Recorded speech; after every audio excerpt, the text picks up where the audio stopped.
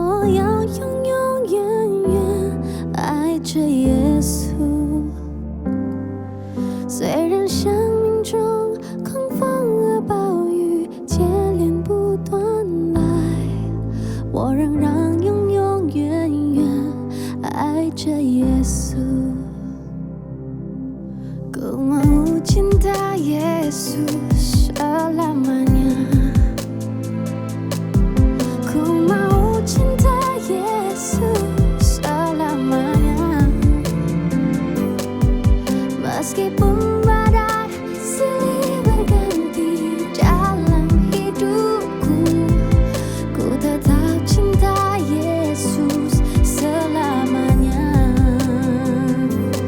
Oh 天父，天父，是我呀你儿女，是我一生都配的你恩典。哦天父，天父，是我呀你儿女，是用我符合天父你的旨意。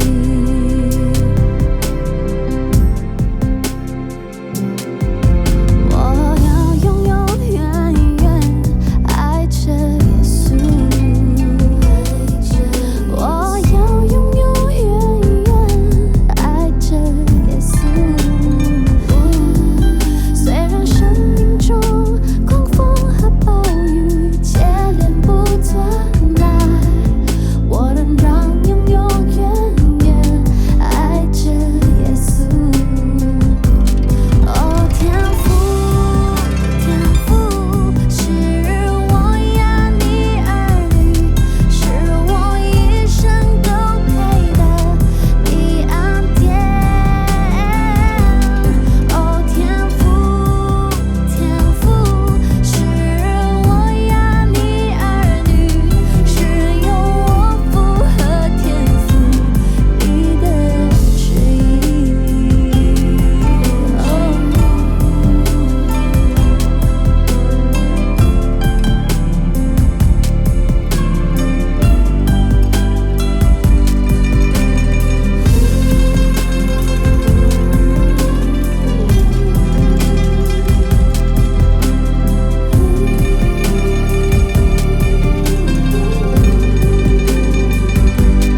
Ya Bapa, Bapa, ini aku anakmu, layakkanlah seluruh hidupku.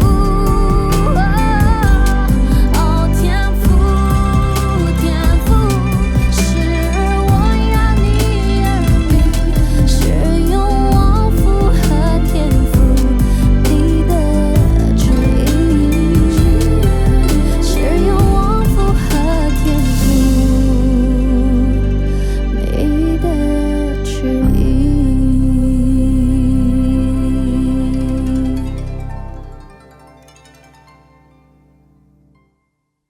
Shalom, welcome semuanya kembali ke Bible Study kita. Apa kabar? Kongsi Facoy bagi Anda yang merayakan baik di New Hampshire, Amerika, maupun Sydney, Australia, atau di Melbourne, atau di Jambi, atau di Palembang, Jakarta, Jayapura, wherever you are.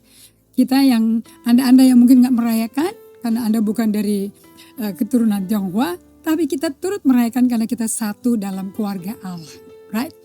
So, saya percaya bahwa kita ini di saat yang tepat mendengar apa yang Tuhan katakan. Di mana mata hati kita dibuka Tuhan. Sehingga kita ngerti di musim sepanjang pandemi COVID-19 ini yang secara global mendunia benar ya, mempengaruhi seluruh keberadaan setiap manusia terlepas dari bangsa Indonesia, seluruh dunia. Namun kita dibedakan.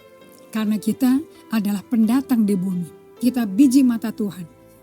Kita anak Allah. So, kita mesti punya perspektif berbeda. Dan Alkitab jawabannya yang sempurna bagi kita semua. Are you ready to study? So, 1 jam ya dikasih di tengah hiruk pikuk keluarga berkumpul, makan kue ranjang, makan kue nanas, nastar, makan steamboat, makan all kind of special raw fish salad. Aduh, kita dulu sebelum ada COVID ini, kita dulu suka yisang sama-sama. Sekarang yang cuman lihat aja deh gitu ya. Anyway, and kita dibatasin hanya keluarga unit-unit kecil yang bersatu. Tapi itu bagus. Karena tahun baru Imlek adalah masa, waktu, momen di mana kasih keluarga kembali bersemi. Di mana anak-anak kumpul sama orang tua lagi, cucu-cucu berkumpul, angpau-angpau bertebaran. Bagi yang single, yang gak single itu gak dapet ya, malah harus memberi gitu loh untuk generasi penerus. Kita mau berdoa, Ibu Ratna semuanya udah siap ya, Ibu John Carol Tangku dari Jayapura, semua saudara kita Gandhi Palar dari Mataram, dari Lombok, teman-teman dari Melbourne, Johnny, Ibu Maria, Ibu Irene dari Phoenix, Arizona. Kita berdoa, Ibu Tiur di Medan. Mari kita berdoa dan persiapkan supaya kita tidak meleset, enggak keluar dari jalur yang benar yang Tuhan sediakan, pertandingan iman yang Tuhan siapkan untuk kita selesaikan bersama penyelesai iman kita, Yesus Kristus. Satu dalam doa. Bapa yang indah, Bapa yang baik, Bapa yang ajaib, kami berterima kasih untuk kasih setiamu, kami berterima kasih untuk kebaikan-Mu. Kau tetap membapai kami, Kau tidak pernah tinggalkan kami atau biarkan kami sampai Maranatha. Kau beserta kami. Kau di musim ini pun kami gak pernah sendirian. Kami selalu bersama Allah Tritunggal. Kami berempat dengan konsultan 3. Kami pasti di atas bukan di bawah, kepala bukan ekor. Terima kasih Bapak untuk teman-teman pembelajar firman bersama-sama. Dimanapun mereka tinggal dan berada, mereka akan menjadi terang Allah, menjadi mercusuarnya Tuhan yang menunjuk di mana orang mesti ikut arahan itu untuk bisa mendarat dan ketemu Tuhan. Terima kasih ya Bapa. Hormat, pujian, kemuliaan kami berikan kepadamu dalam nama Yesus. Amin. Oke, kita masuk ke dalam masa tersembunyi dari masa padang gurun. Nah, kita belajar dari, saya pakai Message Bible ya, karena afdol. Nanti kan saya terjemahin, so you don't worry about it. Oke, kita baca ya. Do you see what this means? Apa sih artinya di musim krisis badai, pandemi, global pandemi COVID-19? Ada krisis vaksin, krisis virus yang bermutasi terus. What does it mean anyway? Okay, so do you see what that means? Where we are in now? Ibrani 12 ayat 1-2-3 dari The Message Bible. Izinkan saya baca. All these pioneers, ini Ibrani 11, pahlawan-pahlawan yang sudah menyelesaikan lebih dulu, yang mereka menjadi cheerleader kita. Okay? Who blazed the way, all these veterans, cheering us on. Jadi jangan Anda berpikir di musim pandemi ini Anda dilantarkan, dilontang-lantung sama Tuhan, gak tahu mesti ngapain, gak tahu mesti terima vaksin apa tidak. Tidak. Ada orang-orang kudus yang sudah berhasil lebih dulu mendahului kita. Mereka lagi nonton, kita ditonton. Ada tertulis. So you need to believe the Bible. Okay? Allah Tritunggal beserta kita, orang kudus berpuluh-puluh ribu, berlaksa-laksa kita Wahyu katakan, menonton kita semua. They are alive and well. Nah, it means we had better get on with it. Lebih baik ayo kita mesti masuk dong ke dalam pertandingan ini. Strip down, start running. Ayo lepasin semua dan mulai berlari. Jangan pernah nyerah. Never quit. Strip down, start running and never quit. No extra spiritual fat. Jangan ada berlebihan gemuk-gemuk rohani. No parasitic sin. Tidak ada dosa yang menjadi parasit dalam hidupmu. Keep your eyes on Jesus. Saya gedein tuh warna merahnya tuh. Keep your eyes on Jesus. Di musim pandemi ini, you don't look at the berapa nyawa yang terpapar, berapa yang meninggal, berapa yang dikuburkan dengan cara COVID, berapa yang pakai ibadah. Don't worry about it. Dan mereka punya life cycle sudah diselesaikan Tuhan. God is in control. Now, what do we do yang masih hidup? Keep your eyes on Jesus. We both began. Who both began and finish this race we are in. Yesus sudah kelar pertandingan ini yang kita sedang lakukan sekarang. Tetap kepada Yesus, kenapa? Karena dia selesai. Awalnya dia selesaikan dengan baik, selesainya finishnya juga baik. So kita fokus kepada orang pribadi yang selesai dengan baik. Study how he did it, belajarin dong bagaimana dia lakukan. So we need to study the Bible. Bagaimana Yesus selesaikan, right? Because, masih lanjut nih, he never lost sight of where he was headed. Yesus selama 33 tahun di bumi gak pernah hilang. Mimpi Allah Bapa gak pernah pudar. Gak pernah hilang arahan hidup, maksud tujuan dia jadi manusia, inkarnasi jelas sampai titik darah terakhir, napas terakhir, on course. Sampai bangkit pun 40 hari menampakkan diri, Isa Al-Masih on course. Tidak kurang setengah menit, gak lebih setengah detik. Right on time. So kita mesti belajar di pribadi ini yang menjadi manusia sempurna. That accelerating, he was headed, that he accelerating finish in and with God. Dia memiliki penyelesaian pertandingan iman yang accelerating, yang luar biasa di dalam dan bersama Allah. So he was never alone. He's always with his Father. He could, saya suka yang ini nih, he could put up with anything along the way. Dia bisa loh nanggung segala macem deh. Kalau bahasa sekarang segala tete bengek juga dihadapi loh. Salib, penghinaan, aib, apa aja deh. Cross, shame, whatever. He can put up with all of that. And now he is there. Di sebelah kanan Allah Bapa. In the place of honor. Jadi kalau Anda kepingin dihormati orang, disegani orang. Ada proses yang mesti Anda lakukan, niru Yesus. Sehingga seperti Yesus dihormati sekarang di sebelah kanan Allah Bapa, right alongside God. Di sebelah kanan samping Allah Bapa. When you find yourself lagging in your faith, kalau engkau melihat dirimu imannya tuh kendor, go over this story again. Ayo ulangi lagi cerita ini, item by item. That long litany of hostility he plowed through.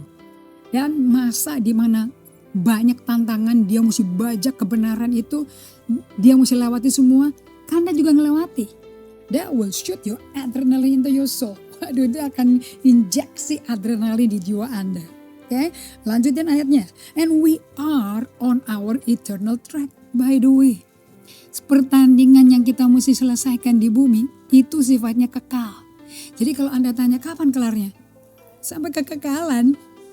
Nah, so global pandemic COVID-19 is everyone wilderness season. Jadi apa ini global pandemic COVID-19? Adalah masa padang gurun semua manusia. Apa sih itu wilderness? Dan untuk apa kok tuh Allah Bapa Roh Kudus ngajak Yesus di Lukas 4? Buat apa? Kok Roh Kudus ngajak Yesus setelah dibaptis Islam di inaugurasi yang keren karena surga kebuka, langit terbuka, Allah berkata, ini loh anakku, kepadanya aku berkenan. What? Kenapa kemudian Roh Kudus bawa dia ke padang gurun? For what? Setelah 30 tahun disekep, 30 tahun di bawah, tersembunyi di bawah permukaan, cuma 5 kali namanya disebut dari 4 Injil. Dari lahir sampai dia 30 tahun, sampai mulai pekerjaannya, dan wah, mesti dibawa. Nah, musim padang gurun adalah musim Anda dan saya seperti Yesus diuji. Apanya yang diuji? Nah, kita akan breakdown. Musim yang bermanfaat. This is good for you and me. Dan juga baik buat Yesus. Kenapa sih kok diuji kita semua? John Maxwell berkata seperti ini. A faith that cannot be tested. A faith cannot be trusted. Iman yang gak pernah teruji, gak bisa dipercaya. Makanya banyak orang yang kecewa sama Tuhan pas di tempat mengalami yang kondisi sulit ini. Sejak satu tahun ini, sama COVID ini, banyak orang yang dirumahkan bahkan hilang kerjaan. Ada yang gajinya dipotong 20%, 30%, bahkan sampai 50%, bahkan tetap kerja tapi ditahan gajinya mundur. Nanti dihitung balik setelah ada pemasukan. Basically gak ada gaji. Nunggu akhir tahun. Nah itu semua bukan, apakah itu semua sial? Itu semua ketidakberuntungan? Belum tentu. That's where your faith is being tested. Itulah tempat di mana imanmu diuji. Sebab iman jika tidak teruji, tak dipercaya. Nanti cuma mental kepala aja. Oh secara cerebral kita, aku percaya Yesus Tuhan. Tapi di hatinya, gejolak setengah mati. Kenapa sih Tuhan? Kenapa kita mesti ngalami seperti ini? Why God? Nah, Yesus diuji dalam 3 area. 1, sisi kemanusiaannya. Kenapa kok kemanusiaan kita mesti diuji? Ya dong. Kalau enggak kita nggak tahu kelemahan kita di mana. Kelemahannya Yesus di mana? Sebagai manusia. Setelah 40 hari nggak makan nggak minum. Lapar dong. Itu diuji. Kedua, validitas, kesahihannya. Apakah imannya sah? Apakah dia percaya Allah Bapanya itu sah? Atau cuman propaganda? 3, identitasnya. Siapa sih kamu sebetulnya? Oke, dia bisa ngomong dia anak Allah. Tapi benar kok anak Allah.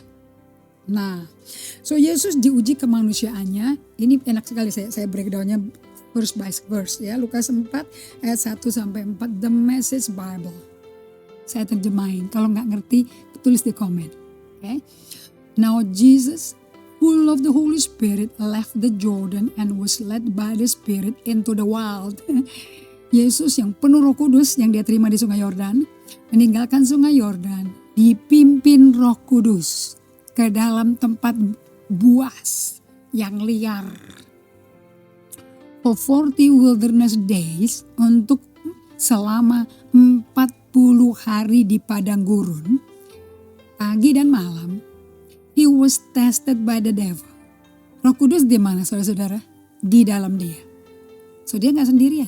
Jadi kalau Anda sebagai manusia sudah lahir baru, sudah berbahasa roh, kalau Anda mengalami goncangan ekonomi, kesehatan, penderitaan, tekanan mental karena keluarga kacau, marah-marah, ada yang nggak bisa kontrol emosi, Roh Kudus di mana? Latih selama 1 tahun 2020 saya ajarkan kebersamaan dengan Tuhan. Solitude silence is not about praying. Minta ini, minta anu, minta ampun segala macam, gak ada hubungan sama itu. Solitude and silence just to be with God. Hanya duduk berdoaan sama Tuhan. And the rest, izinkan Tuhan melakukan apa yang dia mau dalam hidupmu mumpung dia sedang berkunjung kepada Anda. Mumpung Anda izinkan dia mengisi hidupmu. Kan Roh Kudus ada di dalam hatimu. Mau nganggur duduk-duduk aja, suruh tidur. Atau Anda mau dia pimpin hidupmu. Nah ini belajar beralih dari Anda yang pegang kendali, sekarang izinkan Roh Kudus yang pegang kendali itu. Roh Kudus kendalikan hidup Yesus. Roh Kudus memimpin. He was led by the Spirit into the wild. Dia dibimbing Roh Kudus ke dalam tempat yang luas, liar, buas. Tempatnya bisa gak enak secara fisik, tapi asal ada Roh Kudus makes a difference. He ate nothing during those days. And when the time was up, he was hungry. Laparnya resmi loh ya, sah. The devil playing on his hunger. Terus kita kan tahu loh, dimainin tuh kelaparannya dia. Gave the first test, memberikan tes pertama. Dia ngomong tesnya berupa kata-kata. Since you are God's son, karena kau anak Allah, command this stone to turn into a loaf of bread. Perintahkan batu ini berubah jadi 1 loyang roti.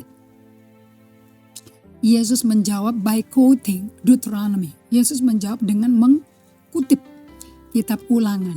Deuteronomy itu Ulangan. It takes more than bread to really live. Dibutuhkan lebih dari roti untuk bisa hidup. Nah, ingat ya.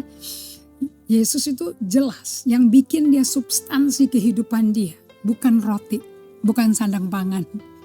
Tetapi napas Allah. Karena dalam firman Allah tuh ada napas. Coba Anda taruh tangannya di depan mulut Anda. Anda ngomong. Anda selain dengar perkataanmu, Anda rasa udara hangat gak di tangannya? So waktu Yesus berbicara pada kita melalui Alkitab kita, you know what happened? Roh Kudus menghembus ke kita. So Anda mau diisi Roh Kudus tiap hari? Baca, perkatakan firman. Nah, dikatakan bahwa iman yang belum teruji, iman itu gak dipercaya. That's why Yesus mengalami ujian kelaparannya. So jangan, ini kunci nih, jangan lari dari problem, tapi lari kepada sumber kita.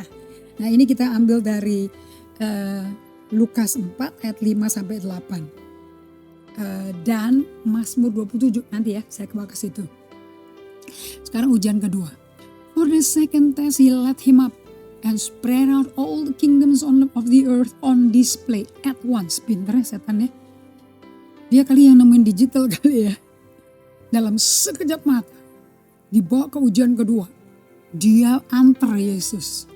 Dipaparin, dibeberin semua tuh kerajaan-kerajaan negara-negara hebat di bumi.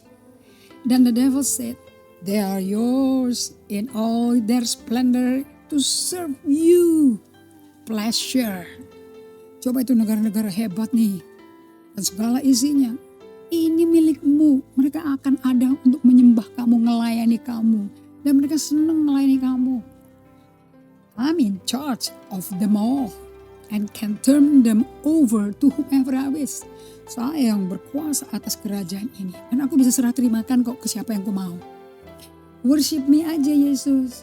And they are yours. The whole works. Sembah aku aja Yesus. Dan semua ini milikmu. Bayarannya cuma sembah aku kok. Dan semua apapun yang terlibat dalam kehebatan pekerjaan negara ini is yours. Jesus refused. Again, backing his refusal with Deuteronomy. Sekali lagi dia dukung penolakan dia dengan mengambil kitab Ulangan. And dia kutip, worship the Lord your God and only the Lord your God. Sembah Allahmu, hanya Tuhan Allahmu. Serve him with absolute single-heartedness. Sembah Tuhan Allahmu. Saya tuh suka loh. Setan dikasih tahu, sembah Tuhan Allahmu, setan. Jadi Yesus kasih tahu setan, aku itu Tuhan Allahmu. Kamu sembah Tuhan Allahmu dengan kesatuan, kesungguhan hatimu, single-heartedness. Ujian yang ketiga, masih ujian kedua. Sah nggak imannya Yesus ini? Light, space, says, that's God. So with him on my side, I'm fearless, afraid of no one and nothing. So I'm asking God, for one thing. Nah ini, jangan lari dari problem. Justru hadapi problem, hadapi setan. Makanya si Yesus ngomong sama setan. Dan dengan cara Anda lari ke sumber. Nah ini Mazmur 27 jawabannya. Oke, jangan lari dari problem, hadapi problem, tapi lari ke sumbernya dulu. Light, Daud berkata gini ya, kan dia lagi dikeliling, dikepung sama musuh nih. Light, space, zest, that's God. So with him on my side, I'm fearless. Bisa gak Anda? Berani gak Anda percaya Allah tuh gak pernah ninggalin Anda, biarin Anda, Immanuel. Gara-gara ngerti itu, you are fearless. Anda jadi gak takut. Kenapa? Because his presence is with you. Secara fisik bisa dirasakan, the tangible presence of God. Afraid of no one and nothing. Daud hebat. I'm asking God for one thing. Aku hanya minta pada Tuhan satu hal. Semua karakter-karakter di Alkitab yang luar biasa, yang finish well. Mereka kalau doa cuma minta satu hal. Maria di kaki Yesus, Yesus berkata, Maria punya satu hal yang perlu. Dan aku gak akan ambil hak istimewa itu dari dia. Bisa mendekat dan berada di kaki Tuhan. Itu privilege loh dari Tuhan, diizinkan.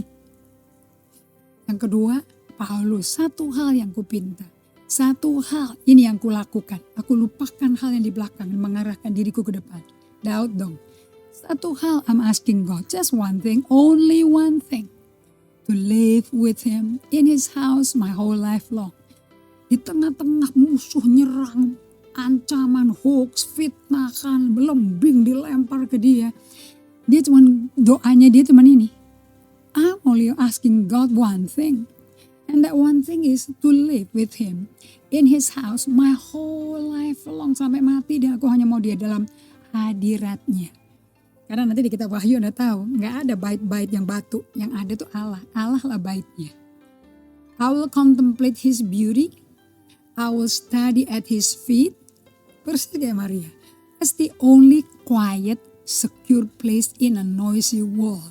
The perfect getaway, far from the buzz of traffic.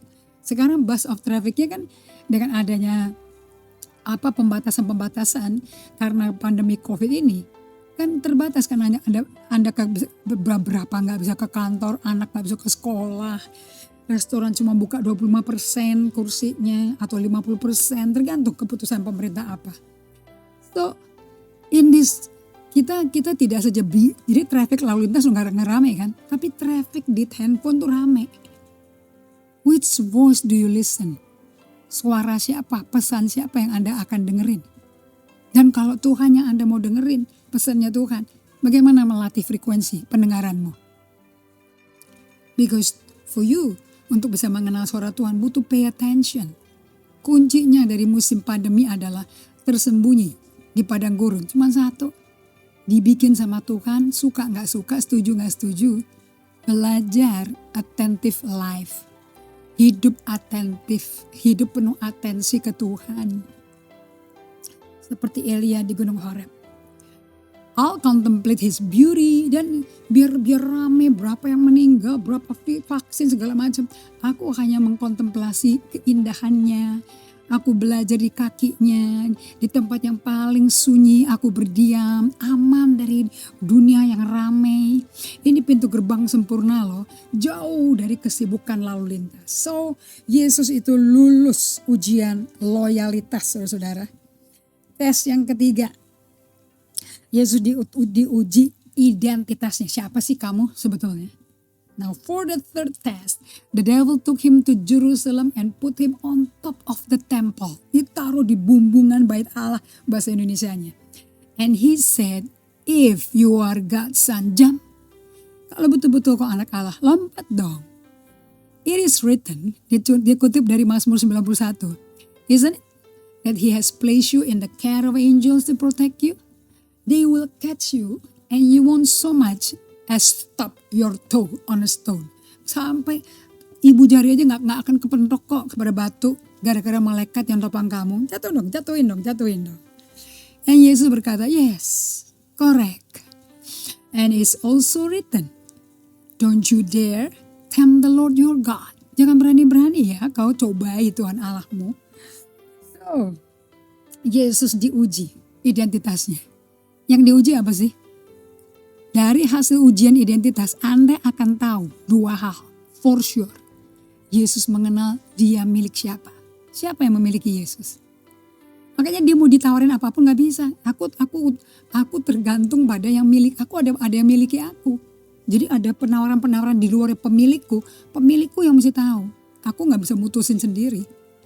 So Yesus mengenal dia milik siapa. Yang kedua, Yesus tahu siapa dia. Knowing whose you are. Okay, saya ambil dari Live Like Jesus.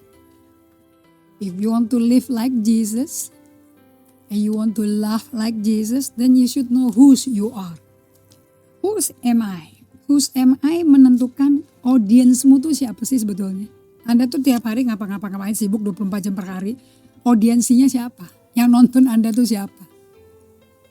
Orang pada tidur, temanmu sibuk di gadget. Tapi ada satu pribadi yang gak pernah tertidur, terlelap. Matanya zero in on you and me. Tancap, tajam sekali kayak mata elang. Allah, satu-satunya penonton tunggal kita tuh Allah. Yang kedua, who am I? Pertanyaan si setan arahnya ke sini.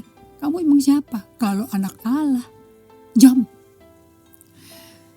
Who am I? Kenapa kok pertanyaan kita mesti bisa jawab? Sebab ini menentukan tujuan maksud Tuhan bikin kita dan lahir baru tuh kenapa? Because if you don't know the why, then you don't know how and what are we supposed to live. Jadi membara nanti kita jadi vagabond gitu nanti. So, your answer to whose am I define the ultimate authority and primary audience for your life. Akan menentukan otoritas tertinggi dan audience primernya Anda tuh dalam hidup Anda tuh siapa. So your ultimate authority and most important audience is the one you trust and look to above all else. Siapa yang Anda percayai dan hormati di atas segala-galanya? Tuhan Yesus, Allah Bapa kita. Your decision about who you are will change everything. If you choose to follow Jesus, you're no longer your own. Kalau Anda milih ikut Yesus, Anda bukan milik Anda lagi. 1 Korintus 6 ayat 19-20 jelasin itu. Jesus is the only authority and the only audience for every life decision you make. Satu-satu yang nonton Anda bikin keputusan apa, ngapain tuh Yesus. Dan satu-satu yang tahu Anda hidup sesuai maksud Tuhan apa enggak, ya Yesus. Banyak orang yang gak tahu tujuan hidupmu apa, tapi Tuhan tahu. Okay? So, Yesus diuji identitasnya sampai dia dapat afirmasi. Nah ini mestinya semua keluarga, bapak-bapak, ibu-ibu yang sudah punya anak, katakan sesering mungkin ini ke anak Anda. The moment Jesus came out of the baptismal water, the skies opened up and he saw God's Spirit. It looked like a dove, descending and landing on him. And along with the Spirit of voice, this is my son, chosen and marked by my love, delight of my life. Waduh. Nah, Bapak bisa ngomong ini loh putraku, terpilih, ditandai oleh kasihku dan kesukaan hidupku. Waduh, anak dapat pernyataan kayak gini bapaknya kayak teler dia. And this is what we need. Saya berdoa semua ciptaan baru yang punya anak-anak, tolong ngomong kayak gini sesering mungkin ke anaknya ya. So identitasnya clear dia. Yang terakhir ujian iman adalah untuk seumur hidup. That completed the testing, the devil retreated temporarily, lying in wait for another opportunity. Lukas 4 ayat 13, the Message Bible. That completed the testing. Ini udah selesai lah ujian yang 3 tadi tuh sama Yesus. Lihat dong, the devil retreated, retreat loh, setan tuh retreat. Temporarily, dia butuh waktu mengundurkan diri. Lying in wait, hanya geletak aja, nunggu for another opportune time. Untuk waktu kesempatan berikutnya. Jadi dengan kata lain, kata-kata ini menjelaskan apa saudara? Cuman satu. That this test is good for you, is for a lifelong. It's for a lifelong haul. Sepanjang hidup kita di bumi gak kelar, ini krisis, ini ujian. Habis dari COVID mungkin ada lain lagi. Tapi kalau Anda udah tahu modusnya gimana, menghadapinya responnya gimana, krisis ya krisis. Anda anak Tuhan ya anak Tuhan. Seperti Yesus anak Allah, kita juga anak Allah. Tahu, oh ada 3 nih, aku lagi diuji 3 hal nih. Kemanusiaanku, kelemahan-kelemahanku semua akan diekspos. Dengan kelemahan itu aku responnya gimana? Oh nggak lari dari problem, hadapi, lari ke sumbernya.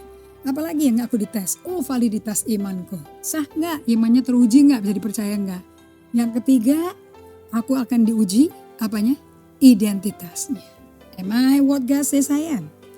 So, saya sampai kepada quote daripada Scott Peck, seorang psikiater yang bukunya sudah tercetak 7 juta buku. Start slow bukunya, tapi sampai hari ini masih bertahan. Dia menulis seperti ini ya. I have the book, The Road Less Traveled. Okay. Ini buku ceritanya mirip seperti Viktor Frankl. Kalau Anda pernah baca dokter neuroscience dan menjadi psikiater yang menulis buku The Man's Search for Meaning. And dia tulis mengenai the meaning of suffering. Bahwa hidup ini bisa diketemukan tujuannya in the suffering. Nah, bagus sekali bukunya. Kalau dari Scott Peck, itu the meaning of suffering and how do you respond. Itu akan menentukan Anda akan hidup sukses atau tidak. How do you respond? So, dia berkata begini, bagus nih. Life is difficult. Hidup ini susah. Jadi Anda yang lagi mengalami kesulitan ekonomi, kesulitan kesejahteraan, sakit penyakit, look, life is difficult. Nggak perlu shock lagi. This is a great truth. Ini suatu kebenaran yang luar biasa. One of the greatest truth. salah satu dari kebenaran-kebenaran yang luar biasa. It is a great truth because once we truly see this truth, we transcend it. Ini adalah kebenaran yang luar biasa. Sekali kita bisa melihat bahwa ini kebenaran yang luar biasa, kita akan transcend. Kita akan naik ke next level. Hidup kita akan naik, berubah. Once we truly know that life is difficult, sekali kita pahami hidup ini memang susah. Once we truly understand and accept it, begitu sungguh-sungguh paham, mengerti, dan terima. Udah ngerti, diterima dong. Jangan cuma gini aja. Banyak yang ngerti oke, tapi gak diproses di dirinya.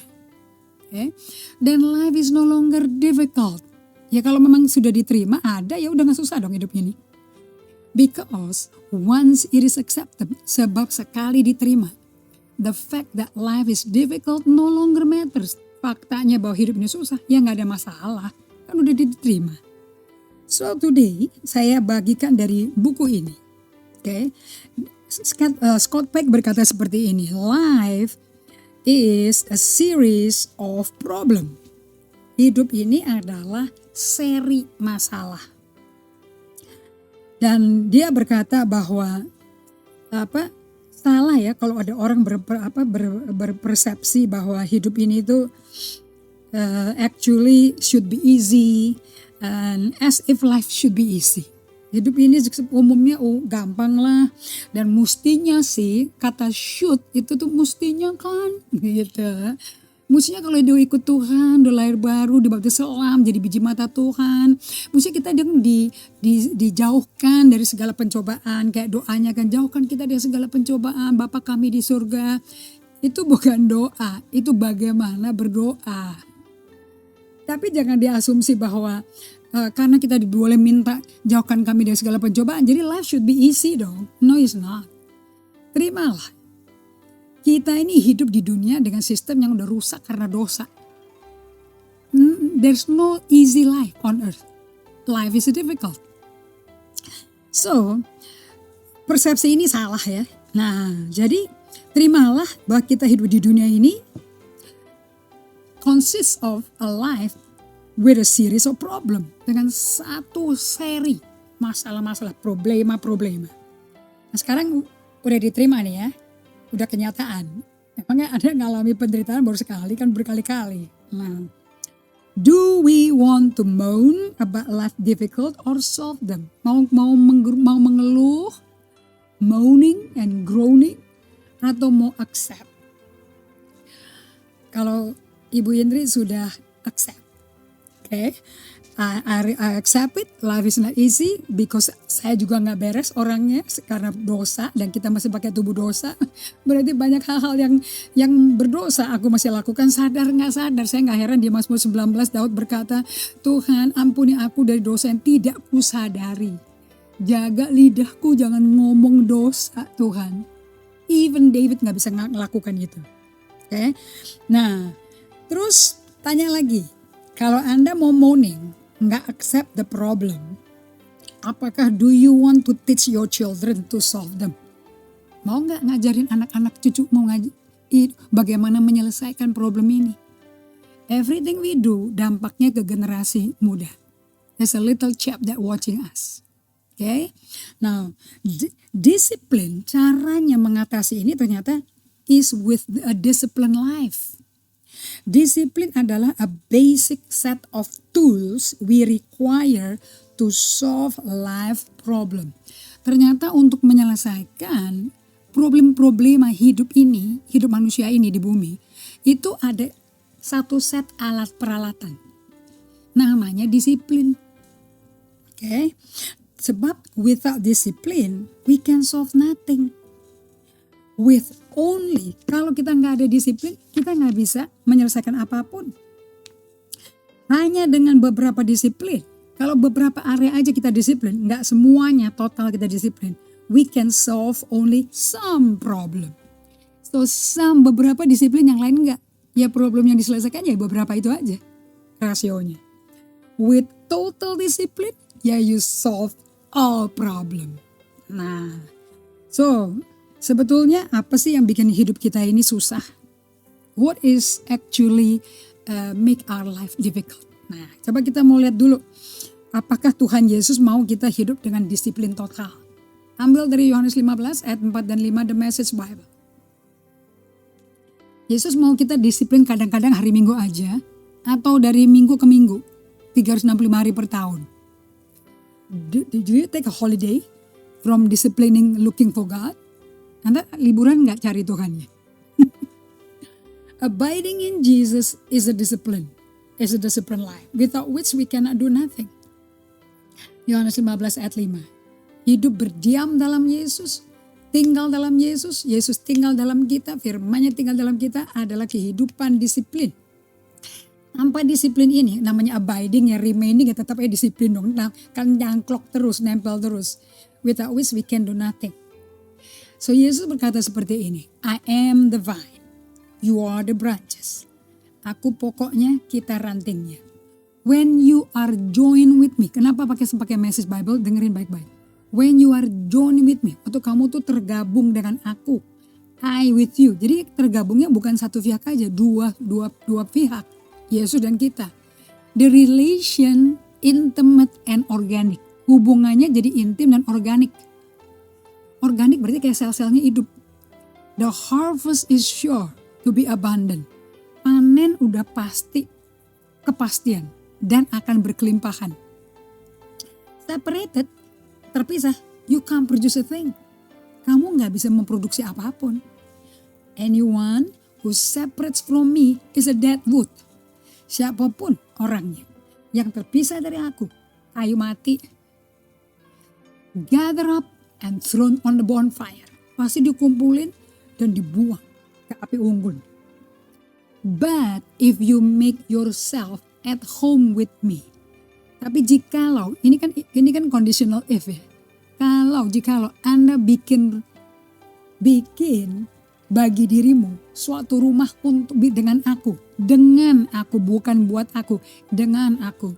And my words are at home in you. Dan perkataanku serumah di dalam kamu. You can be sure that whatever you ask will be listened to and act upon.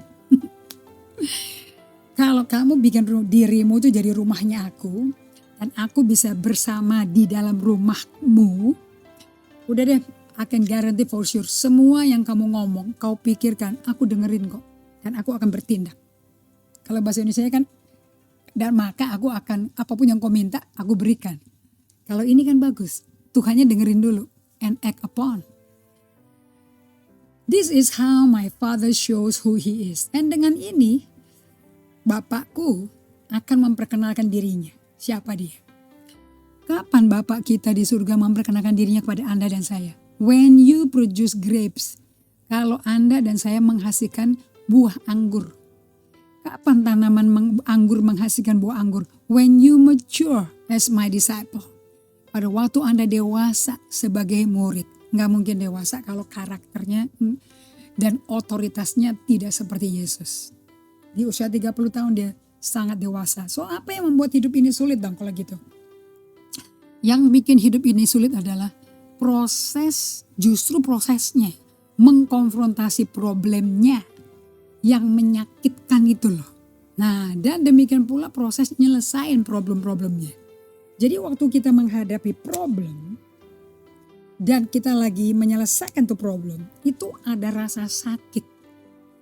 Aduh, gue kena masalah lagi nih. Aduh, ntar gue akan kena diteriak-teriakin, dimarah-marahin. Nanti aku mesti hadapi, aku udah salah. Aku mesti tanggung jawab kesalahannya, ganti rugi. Aduh, sebetulnya yang sakit itu apa sih? Dari Anda melihat problem hidup, terus Anda terima, Anda akan keluar di jiwamu emosi-emosi, satu set emosi negatif. Seperti apa? Frustrasi. Banyak orang gak mau. Mesti ngalami ini berulang gak mau. Berduka karena kehilangan. Kehilangan nama baik, kehilangan kehormatan, kesedihan. Rasa kesepian kayak sendiri gitu loh. Semuanya kayak lagi rajam batu. Jadi rasanya gue sendiri gak ada yang bantu. Jadi kayak gak berdaya. Rasa bersalah, guilty kan. Regretful, rasa menyesal. Amarah, takut, cemas, gelisah, putus asa, distress.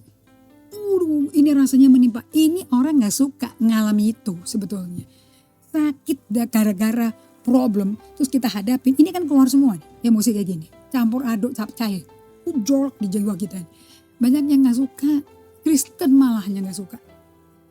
Nah umat Tuhan terima, dan kalau umat Tuhan itu terima dan akui dan peluk emosi-emosi yang gak sehat ini, yang negatif ini, terus bawa ke Tuhan, sumber hidup kita, serahkan ke Dia. Rasa cemas, marah, kesel, gundah gulana, putus asa, pengen mati, udah percuma. Dan kalau aku mati kan juga percuma, Tuhan gak bisa menyembah Engkau. Tahu ya kata-kata siapa itu?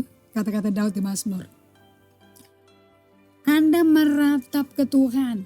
Jadi mestinya kalau kita lagi menghadapi banyak difficulty, problem in life, itu mestinya tindakan yang kita lakukan, the whole church mestinya masuk ke fase ratapan. Lamentation. Mbok belajar dari Yeremia, nabi Tuhan yang sangat melankolis Paul. Emosinya amburadul, lemah rapuh, nangis sampai mau percuma gue lahir.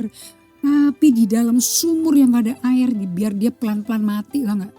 Dan dibuang sama orang Israel loh, bukan orang Babel yang buang dia. Israel. Okay? Di situ di ratapan 3 dia nangis. Tapi mataku sebagai orang muda, dia masih muda waktu itu. Kan orang berbahagialah orang muda ya, yang mengharapkan keselamatan dari Tuhan. Dia pandang Tuhan, dia lihat besar setiamu, selalu baru setiap pagi. Great is thy faithfulness. Itu dari ratapan 3 tuh. Dari orang yang meratap. Lagu itu keluar dari tangisan ratapan. Nah, si Yeremia meratap menangis. Anda diajak suruh bawa emosi yang gak enak itu, yang ngeri, yang mencekam, stres, depresi, distress, bawa ke Tuhan sebagai tangisan, doa tangisan. Namanya ratapan, lamentation. Dan karena engkau merendahkan hati, kasih ke Tuhan. Apa yang kamu gak suka kasih ke Tuhan. Maka damai sejahtera Allah, sukacita Roh Kudus turun pada Anda. Karena kerajaan surga bukan makanan dan minuman, tetapi damai sejahtera, sukacita, kebenaran oleh Roh Kudus. Anda ketemu Tuhan di doa ratapan itu, Dia kasih sukacita dan damai sejahtera. Haleluya. So problem call forth our courage and wisdom. Jadi ini bagus banget nih buku. Problem itu memanggil keluar dari dalam kita. Courage itu tidak tawar hati, ketidaktawar hatian. Beda sama keberanian ya. Courage itu di depan ketakutan, di hadapan frustrasi, putus asa, keluar ada sesuatu lebih dari grit, lebih dari hanya sekedar resilient. Okay? Dari kasih karunia Tuhan dan hikmat Allah. Indeed, they create our courage and wisdom. Justru problem, difficulty in our life create our courage and our wisdom. Menciptakan keberanian, ketidaktawaran hati, gak ada tawar hati, dan hikmat. It is only because of the problem that we grow mentally and spiritually. Jadi kapan seorang itu bisa hidup dewasa rohani? Kuat imannya, teruji imannya. Kayak John Maxwell bilang, iman gak teruji gak bisa dipercaya. Kapan mentally you are calm? Kapan spiritually you are strong? Dalamnya yang kuat, sehingga luarnya kuat. It is through the pain of confronting and resolving problem that we learn. Scott Peck berkata seperti itu. Kapan kita belajar? Courageous and wisdom. Buku Amsal itu kapan keluarnya? Waktu Salomo enak-enak jadi anak manis-manis dan berhasil memerintah sebagai Raja Israel, atau waktu dia lagi pelantang-pelindung terkesima sama perempuan-perempuan asing. Sampai berantakan, sampai hancur kerajaan Israel, sampai pecah 2 tuh. Efeknya berat. Through the pain, itu kitab Amsal ditulis. Through the pain of confronting and resolving problem that we learn wisdom and courage. And Benjamin Franklin berkata seperti ini. Those things that hurt instruct. Semua hal-hal yang nyakitin kita, justru itu menginstruksi kita. Membuat kita mengerti. putusan-putusan apa yang mesti dilaksanakan. Instruksi apa yang kita mesti lakukan. It is for this reason that wise people learn not to dread but actually welcome problem and the pain of what is it? And the pain of problem. Ya, ini saya kutip juga dari Scott Peck ya. So it is only because of problem that we grow mentally and spiritually, and it is through the pain of confronting and resolving the problem that we learn about life. Okay, and Benjamin Franklin berkata, those things that hurt instruct. It is for this reason that wise people learn. Jangan dread. Orang dreading itu begini loh. Bukan takut. Kenapa sih kok nggak kelar-kelar problem ini? Ini lagi nggak kelar-kelar. Mau berapa lama sih? Dreading itu udah kesel, sebel gitu. Kok problem nggak kelar-kelar? Okay, but actually you welcome the problem. Okay, problem here, come here because it will create courage and wisdom kan? Nah, akan menciptakan courage and wisdom. So we welcome them. And actually to welcome the pain of problem. Justru yang di welcome bukan problemnya aja. The pain. Emosi-emosi negatif itu loh tadi yang keluar. Itu juga di welcome. Nah ingat ya di pelajaran yang minggu lalu. Saya katakan bahwa no. Waktu saya ngajarin mengenai Musa. Nggak ada yang tersia-sia. Anda mau jadi pupuk atau mau jadi plastik polusi. Masa lampau buruk, salah, tersiksa, penyakit kayak salah keputusan kayak dosa apapun problem. Tuhan gak sia-siakan. Dia jadikan itu jadi pupuk untuk membangun kehidupan yang baru. Nothing is wasted with God. Nothing is wasted. Even the time berapa puluh tahun tidak dibuang-buang sama Tuhan. Dia pakai. So appreciate this. So kapan kita menjadi manusia yang tidak bijaksana? Waktu kita ketakutan dalam menghadapi rasa sakitnya. Aku gak berani, aku gak tahu, aku takut sakit. Saya tuh bisa timbul ini waktu saya kalau dites darah dicublus-cublus pakai jarum, diambil tuh serologi gitu. Apalagi kalau ngambil tes satu tubuh tuh ya, kolesterol, trigliserid, autoimun, darah putih, sampai tabungnya gede tuh. Saya nggak pernah nonton jarumnya masuk ke tangan saya. Nah, I dread. Udah gitu pernah susternya salah masuk, nggak ketemu venanya. Rasanya tuh kayak dibelokin gitu jarumnya gitu loh. Saya bilang ada, sadis kau, saya bilang. Sakit dong. Nah, isunya bukan lagi mau ngambil darah sebagai bahan untuk dites kesehatan saya kan. Isunya jadi si jarum tuh.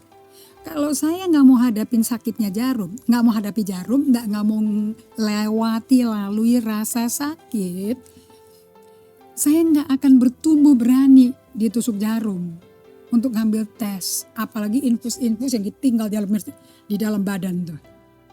Tapi lama kelamaan aku kalem, ya aku nggak lihat, saya tetap nggak mau lihat tuh jarum. But I give aku surrender. Saya nggak melari, saya nggak kabur maksudnya, nangkap ya. So, kita nggak bisa bertumbuh bijaksana saudara-saudara sekalian seperti Salomo jika kita menghindari masalah karena takut sakit. Takut the pain. Di suffering ada pain. Penderitaan membawa rasa sakit. Akibatnya kita hidup dalam denial, penyangkalan diri. Nah, saya pelajari dari bukunya Peter Scott Sherwood, bab 7 is my favorite one. Dikatakan seperti ini, sadly the result of denying and minimizing our wounds over many years, ada orang yang menyangkal dan menghindari dari rasa sakit ini berpuluh-puluh tahun loh. Nah, they become less and less human. Orang yang menyangkali dan menghindari rasa sakit yang datang bersamaan dengan problem, itu adalah orang yang bukan manusia. Kemanusiawiannya hilang. Okay?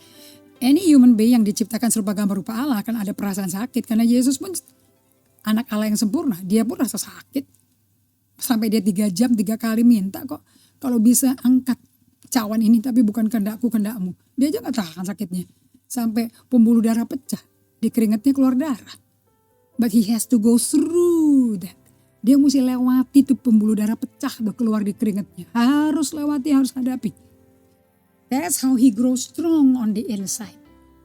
Oke, bukan tampang kuat di depan, tampang kuat itu di dalam. Oke, empty Christian, kalau kita jadi dehumanize ourselves dengan menyangka enggak sakit, enggak apa-apa. We become an empty Christian shell with painted smiley face. Kita jadi kayak kerang yang udah nggak ada kerangnya dalam, yang nggak ada makhluk hidupnya, nyengir tapi kopong. Oke, nah. Kebanyakan contemporary Christian culture has added to this inhumane and unbiblical avoidance of pain and loss. Banyak orang Kristen yang sekarang menghindari sakit dan rasa kehilangan, berduka yang berat karena kehilangan. Dimatiin aja, dikubur. That make you not like human. Bukan manusia Anda. Okay, so akibat dari orang-orang yang tidak mau menghadapi rasa sakit dan hadapi problem head on, mereka akan nomor 1, prokrastinasi. They will delay, menunda-nunda dengan berharap masalahnya akan berhenti sendiri. Ntar aja deh, aku gak bisa hadapin sekarang, ntar aja. Okay? You know, procrastination is the same as disobedient. Prokrastinasi sama dengan tidak taat loh. 2, you ignore the problem, mengabaikan masalah. Ini efeknya nih. 3, forget about it. Lupa-lupain aja, pura-pura dilupa-lupain. 4, pura-pura masalahnya gak pernah ada. It never exists. Denial total. 5, ciri-cirinya semuanya ya, mengabaikan masalahnya. Bukan dengan bahkan mengambil obat penenang. Untuk matiin rasa sakitnya supaya bisa lupain masalahnya karena terlalu menyakitkan. Saya mau ulangi lagi ya. Ciri-ciri orang yang inhuman, gak diproses, gak mau ngadepin sakitnya. Mengabaikan masalahnya bahkan pakai obat penenang. Rokok kayak alkohol sampai jadi alkohol anonymous untuk dapat kesembuhan tuh. Matiin rasa sakitnya supaya bisa ngelupain masalahnya karena terlalu nyakitin. Yang ke-6, we attempt to skirt the problem. We attempt to skirt around problems rather than meet them head on. Kita coba melipir di tepi, jauh-jauh, di pinggir-pinggir ngeliat problemnya dari jauh. Oke, daripada bertemu dengan problem itu muka ke muka. Oke, lanjut. Why? Kenapa kok begitu? Sebab we attempt to get out of them rather than suffer through them. Sekarang saya baru ngerti kata-kata yang diajarin Thomas Merton, Henry Nouwen, that God will work in you His love and through you for the sake of others. Nah, kenapa kok God mesti in us and through us? Sebab kitanya tanpa Tuhan menghindar problem. We attempt to get out of them. Kita berupaya untuk menghindari problem rather than to suffer through them. Daripada untuk menderita melalui rasa sakit itu. Waktu kita melalui rasa sakit itu, ingat Allah tuh Immanuel lagi bersama kita. Walaupun aku berjalan dalam lembah kekelaman, aku tidak takut bahaya, gada dan tongkatmu menyertai aku. Kalau gada tongkat ada di situ berarti yang pegang gada tongkat ada di situ dong. Tapi rasa sakitnya dirasakan Tuhan bersama kita. Tapi Tuhan gak ngangkat rasa sakit. Dia akan membuat Anda mampu fokus ke Tuhan Yesus, melewatinya, dimampukan by grace. And you're gonna come out on the other side strong and full of authority. Amen. Oke, satu lagi ya. So, perintahnya Tuhan adalah don't run from the problem, but run to the source of life. Jangan kabur dari masalah. Hadapi dengan Anda lari ke sumber hidupmu. Siapa itu? Yesus Kristus, Tuhan dan Juru Selamat kita. Nah, the tendency, kecenderungan menghindar problem-problem and the emotional suffering inherent in them, kecenderungan menghindari problem-problem dan penderitaan secara emosional yang inherent. Inherent itu artinya apa? Lahir udah ada. Lahir sudah ada pakai itu. Okay? Inherent in them is the primary basis of all mental illness. Adalah basis dasar kenapa banyak penyakit mental. So di musim padang gurun ini selama global pandemi yang panjang dari COVID-19, yes sudah terbukti meningkat mental illness. Psikiater, psikolog meningkat pasiennya. Dan sekarang perlu diajarin di gereja-gereja bahwa penyakit ini it's okay, it is factual. Karena Anda belum berani menghadapi sakitnya. Bukan sendiri yang dihadapinya, tidak cukup dengan teman aja, but God is with you. Yang Anda mesti belajar is the God with you. Saya mau tutup ya dengan mengatakan ini. Jangan Anda menghindari dirimu dari menghadapi masalah Anda. Jangan. Yesus gak pernah menghindari. Tapi hadapi dengan doa. Kan dia doa 3 jam. So it's time for you to be close to God. Not to be far from God. Nah, saya akan bagikan nanti minggu depan 4 teknik disiplin dalam menghadapi masalah Anda. Yang akan menghasilkan pengajaran bagaimana menderita. How do you suffer? Dan kalau sampai suffering itu ada, how do you suffer? Bagaimana responnya alias. Dan yang kedua, how do you grow mature? So, salah satu daripada proses yang perlu Anda lakukan, tadi kan jangan lari dari problem tapi lari ke sumber kan. Solitude and silence is a suffering discipline to our flesh. Banyak orang gak mau lakukan karena menderita dagingnya. Karena Anda nggak lagi mikir berkat, nggak lagi mikir mujizat, lagi nggak bisa minta-minta. Anda suruh diam untuk bersama Tuhan. Latihan dari 2 menit sampai 10 menit. Tidak pegang Alkitab, tidak ada lagu, nggak ada khotbah, nggak ada buku rohani, nggak baca ayat. You and God waiting in His presence. To listen, latihan paying attention. That's already suffering with it. Nah, jadi saya mau tutup pada Anda kembali ke quote dari Scott Peck. Life is difficult. Life is full of problem. And if you accept it, it doesn't matter anymore. Yang penting Anda beserta Tuhan, isn't it?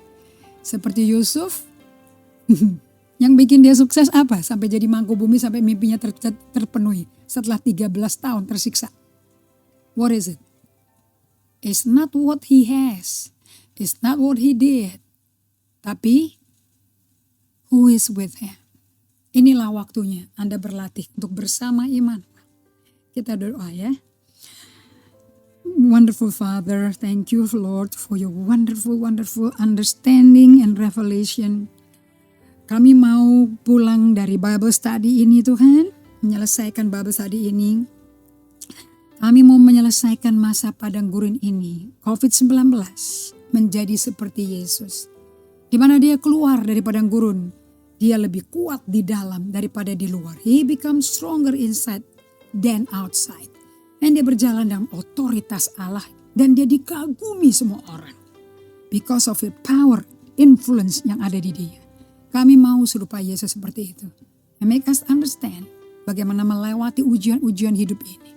Terima kasih Bapa, kemuliaan hanya bagimu dalam nama Yesus Kristus. Amin.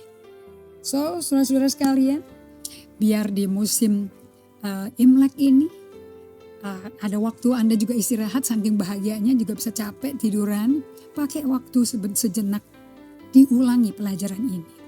Supaya kalau ada masalah yang menyakitkan kau dalam keluargamu, sebelum Anda balik ke kota masing-masing, balik ke kesibukan lagi, WFH, ke kantor lagi, bisa dihadapi dengan lebih dari pemenang. 2021, a victory for all of us. Tuhan berkati Ibu Ratna, terima kasih. Joyce Rimper, terima kasih. Henny Liwe, thank you for joining. Semua kawan-kawan dari Jayapura, Sorong, thank you. Ibu Arin Mers, thank you semuanya. Ibu Jane dari Banyuwangi. We love you and we believe Anda semua bukan orang biasa-biasa. You are extraordinary people. Dari Bible Study, sampai jumpa di hari Bible Study berikutnya. God bless you.